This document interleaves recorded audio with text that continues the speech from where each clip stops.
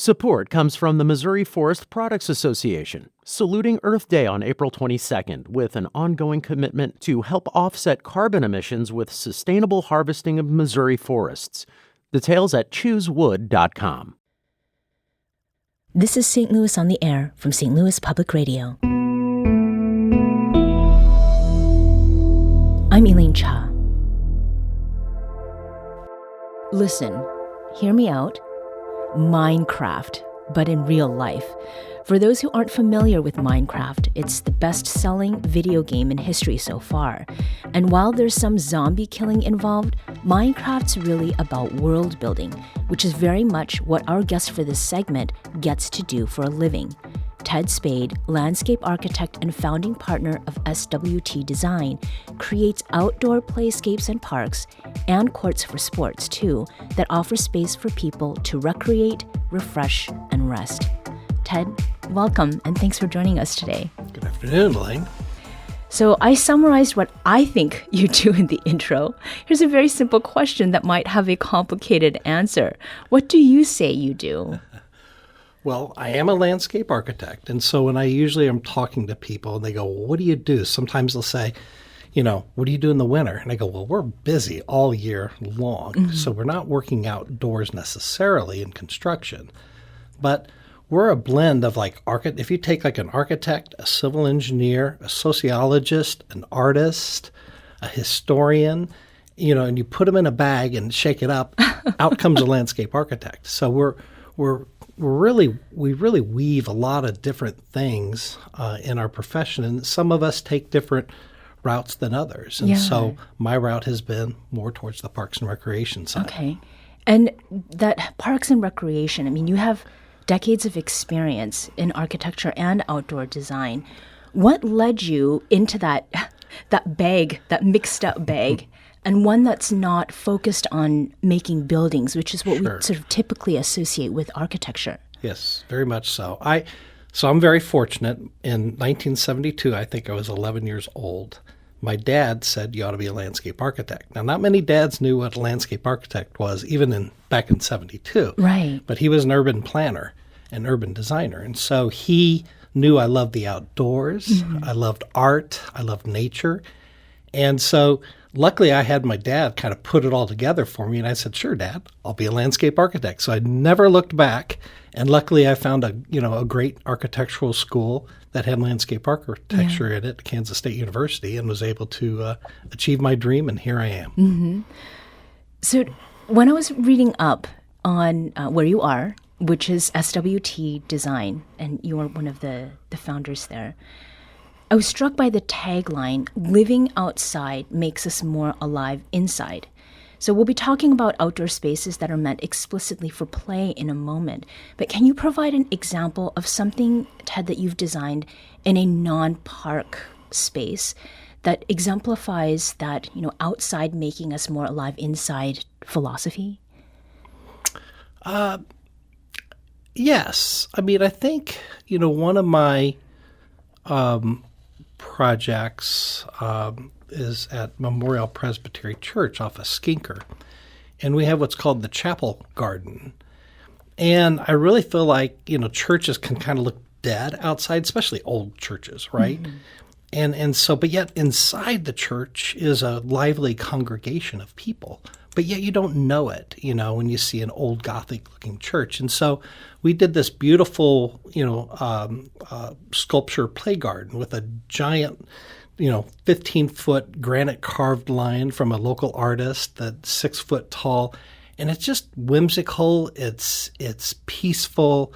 It's activated. Mm-hmm. But that's kind of that inside-outside, bringing that life to an outdoor space that was once dead. It used to be a trash dumpster and an asphalt parking lot. Okay. Well, that's very different then. Have you seen pictures of people on top of that? Oh, yes. Okay. Oh, yes. Now, I'd like to invite our listeners to the conversation. What are your thoughts about our region's green spaces in particular? Which ones do you frequent? And what makes them go-tos? Give us a call at 314-382-8255. That's 382-TALK. Or you can send us a tweet at STL On Air or email us at talk@stlpr.org. let's talk about the tale of two b-ball courts. Now, SWT Design, you've designed many of the best green spaces in the region, and one that people with kids or people who love animals may not realize that they've experienced is several refreshed areas of the St. Louis Zoo. Then there are two projects that may be your most talked about public projects, and these are the basketball courts coming to Tower Grove Park and Forest Park. So let's get a little bit nerdy about green spaces, parks, and rec. So if you can believe my short self used to play basketball, I can pretty well draw a basketball court. But what you're doing is on a wholly different level. So Ted, what's special about designing basketball courts? Well, I think when it comes to parks and recreation, we talk about active recreation and passive recreation. And many of the parks, like Tower Grove Park and Forest Park, have both. And so it's, one of the things that go into it is how do you weave something that is kind of mundane looking, right? A big giant piece of pavement and, basketball goals. How do you weave it into a park-like environment that is inviting to all ages and all people and feel welcoming? And so both of those projects are meant to be, very welcoming to people. And so it's not just the basketball court. It's all the, the accompaniments that come with those spaces, both from a useful standpoint, but also from a beauty standpoint. Yeah. How do we weave those things in? So that's very important how we think about design. So are we talking like benches that would go around? Yeah, I mean, that's part of it, right? It's in this day and age, people have cell phones and they run out of power, and so they want to have a place to plug in their phones. There's a seating that may not look like seating, like it's a seat wall that fits into the visual environment a little bit better. It's social spaces. It's providing shade. Stormwater management, it's like all those things. Like people think you can just put down a piece of pavement. You can't. We have to deal with water quality and stormwater management. So there's a lot that goes into those things. Now, most folks can probably imagine the challenges of designing for a zoo. And it involves making spaces comfortable that are not just comfortable for guests, but also for the animals. But it's also very likely to be something zoo visitors don't think about much because the zoo isn't new, right? Even if certain areas within it have been updated. And so these courts are different in many ways, starting with a lot of folks with a lot of opinions about the courts, where they should go, how they should be built, why they should be built in the first place. So what you've been tasked with as a designer is not as simple, as pouring some concrete and putting up a bunch of hoops. Now, Tower Grove Park just broke ground for its basketball court on June 16th. Before reaching that point, Ted, what all had to be considered before making way for hoops? And you've mentioned a few of the things like, water and that sort of thing, but what had to be considered there? Well, I think in the case of Tower Grove Park, that was a project that started, well over 4 years ago with master planning of the entire park. And as many people know who have been to Tower Grove Park, it's on the National Historic Register. And so that is unique from the standpoint that we had to respect the kind of the historic context of the park. So having things that might be really vibrant and flashy and modern, would not necessarily go in a Victorian park that's garden-esque. So in that case, we're using materials and being very we're not being really flashy with that space. Right. Whereas in a place like Forest Park, we don't have quite those kind of guardrails, if you will, to be thinking about. But both of them in common have stormwater management. And so thinking about how do we provide, water quality, how do we think about nature and biodiversity? So you'd mentioned the zoo. Yeah. We're always thinking about, animal comfort and creating biodiversity. So all of our park projects, we look to creating landscape environments that are not only performative from an ecological and stormwater management standpoint, but also from human health and well-being, and also for the benefits of the animals that we want to attract. Human and otherwise. Yes, that's right. We're speaking with Ted Spaid, who is a landscape architect and founding partner at SWT Design, and talking about designing for green spaces, outdoor spaces. And on that note that you had made about Tower Grove Park and how it is different from Forest Park, what were some of the other sort of design needs, the process, and maybe what patrons wanted in Forest Park specifically? Well, I think in any park project, we go through various forms of public engagement. And whether that is through social media or on-site, social engagement, where we call intercept strategy of social engagement, we would go out to community centers and meet with the kids and the families that are playing basketball, and talk to them about what would you like to see. It's quite often we'll do public engagement and we show different options and what we might want to show, and what do you like, what do you dislike, and then try to synthesize those designs from whatever we hear from the public, both in the digital form or in personal engagement, and really try to weave in those comments. We can't solve all the problems, or we can't solve everything, but I feel like any good park plan and park design should start by listening to the public first. And is that an approach that you feel that people are kind of getting more used to as well? It's been happening for decades. So I maybe if anything, is we're reaching a broader audience through social media, and one of the positive things of COVID is we've been able to reach people beyond just public open houses. Right. And so that social engagement that occurs in the digital world is just another way to, really create a more robust engagement. Yeah. So with that engagement, then it hopefully will lead to creating some cool spots. Now, while we've been following progress on the basketball courts at Forest Park and Tower Grove Park, we've picked up a good bit of information about considerations that are necessary to designing parks, playgrounds, and green spaces. What is an aspect of park design that is just basic, very routine for architects, but seems to surprise the casual park goer? That's a good question. I think a really good aspect is recognizing we have 4 seasons and 12 months a year. And how can that park be enlivened in all of those seasons? And so I think a lot about, the multi-seasonality and the multi-sensory aspect of parks. Okay. And I don't know if it's an aha moment for that casual user, but what it does is it evokes and creates real strong memories and makes them want to come back time and time again. And they might not know that, but that's what we try to do. Is there an anecdote or like an example that you can share of something, maybe for winter, for example? What is something that's part of sort of the designed environment that gets into people in that way and enlivens?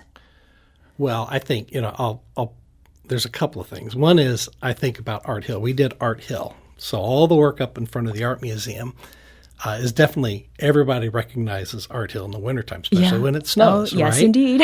and I think the textures of plant material and the color of plant material in the wintertime, making sure we have plants that have lots of red berries, things like winterberry holly, and that they catch your eye, or even beautiful poetic masses of ornamental grasses. And I think, our projects, some people may know in Webster Groves, there's a little sculpture park garden at Kirkham. And that's just a delightful space in the wintertime.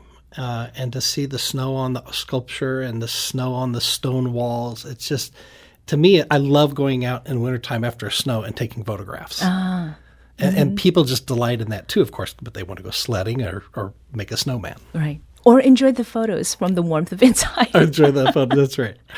Now, designing green spaces means that you need to be knowledgeable about trees and dirt. And you talked about grasses and that sort of thing too.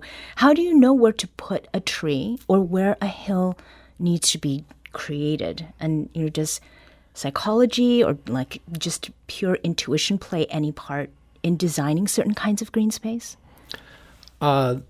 There is intuition, certainly, but I think there's a lot of science involved in it. And so there's a lot of experts that I call upon, whether it's people I've known over the years at the Botanical Garden or people that are foresters. And I got my start at the Missouri Botanical Garden on the grounds crew. And so I think having a deep knowledge of that plant and making sure it's the right plant for that space. So a lot goes into it. Like you said, it's like the soils could be really, really wet. So we need to make sure the trees and the plants that we select can handle those wet conditions, or vice versa if it's very, very dry.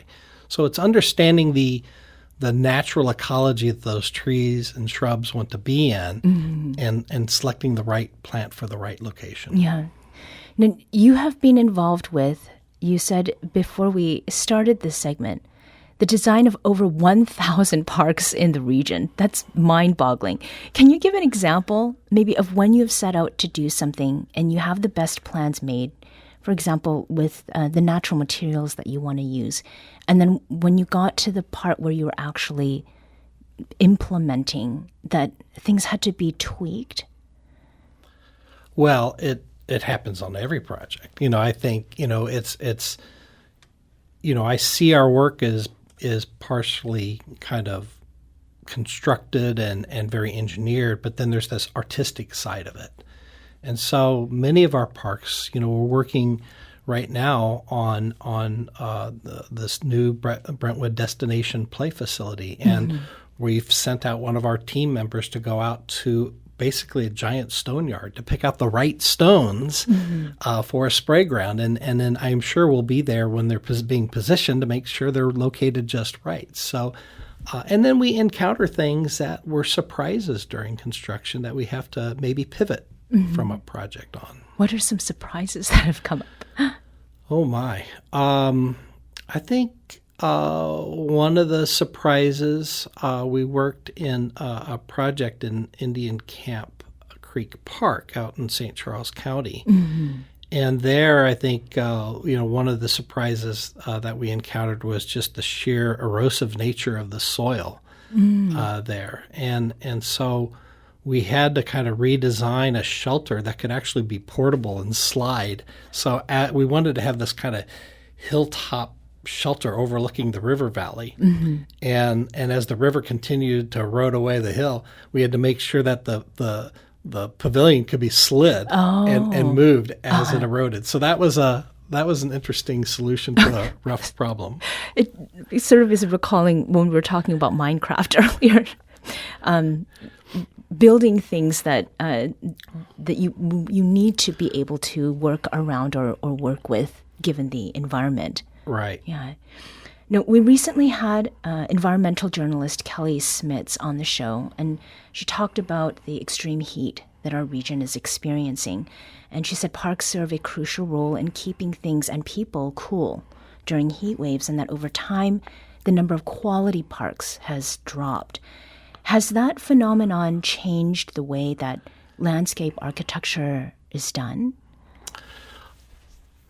Not really. I think what it's done is it's brought us to the forefront. We've been talking about urban heat island and the important needs of our parks being kind of the lungs of our city. And this dates back well over 100 years ago, when Frederick Olmsted worked on Central Park, needing that space in the middle of New York City. And so Forest Park, is kind of a cousin of Central Park in terms of needing that. And so I will say that I believe the general public is becoming more and more engaged and aware of the importance of air quality, heat, and really, quite frankly, I hope all your listeners demand better parks, and our politicians need to hear that because, it's the lifeblood of our communities, and it's our identity in many of our neighborhoods. Now, You were talking earlier about Brentwood Park Destination Playground, and it has a purpose that goes beyond play. And I think this very much is connected to environment and that sort of thing. Tell us about that function. It's a beast of a project. It looks awesome, but it's going to do something that's really important. Yeah, it's doing a couple of things. One is, parks can be an economic catalyst to a community. And so Brentwood, the city of Brentwood, sees the Brentwood Bound project and the Destination Play Facility as a way to invigorate their economy and redevelopment, but then attract people to the community and want to stay in place. So the particular destination park is really trying to serve all age groups, really creating something that is multi-seasonal, multi-sensory, speaks to the Deer Creek watershed and the two other tributaries that go through Brentwood. And so there's an educational component, but there's also this kind of really placemaking strategy of like enjoying the Deer Creek. Like, I think so many people are scared of flooding and creeks. We got to make them important places and not a place to just like turn into a concrete channel. Right. No, Tower Grove Park, we had talked about earlier, they've already broken ground on the new courts. Right. So it seems like it's safe to say that those hoops going up is sort of finally in sight. And as for Forest Park, its next advisory board meeting about their basketball courts happens in mid-September. Can you share some of the refined design plans that you've been working on since the last Forest Park meeting back in March? Well, it's really unchanged. I mean, I think when you look at the materials that were provided by the city at Step 6, they call it, for the advisory board. So really what happens between Step 6 and Step 9, this next advisory, it's really the refinement of it. So I don't want to bore your listeners with all the structural, pavement issues that we're doing and the under drainage systems and things like that. So I'm hoping the people that would go and see the next step will say, oh, we're delivering what was shown at Step 6, at those previous drawings. So it will look virtually unchanged. It's just the devil's in the details now. Yeah. Is there a particular detail that will be a little less devilish and something that people you think will be excited by when they see? Not really. I think what we've presented in the past is what's going to be delivered. Mm-hmm. And so I think social seating is important. We want this to be a place where people can enjoy and watch their friends play basketball and hang out and enjoy the space. So I will say, from that standpoint, it'll be unlike many facilities in the region. Ted Spaid is landscape architect and founding partner of SWT Design. Ted, thank you so much for joining us today. You're welcome. Glad to be here. This episode was produced by Maya Norfleet. Our audio engineer is Aaron Dorr. This podcast was mixed and edited by Aaron. Our executive producer is Alex Hoyer. St. Louis on the Air is a production of St. Louis Public Radio. Understanding starts here. St. Louis on the Air proudly supports local artists by using music from Life Creative Group. Do you find yourself regularly listening to episodes of St. Louis on the Air? Suggest us to a friend you think might enjoy our conversations, and leave us a review and rating on Apple Podcasts on the App Store. It's the simplest way to help people discover our show. Thank you. St. Louis Public Radio is a member-supported service of the University of Missouri St. Louis.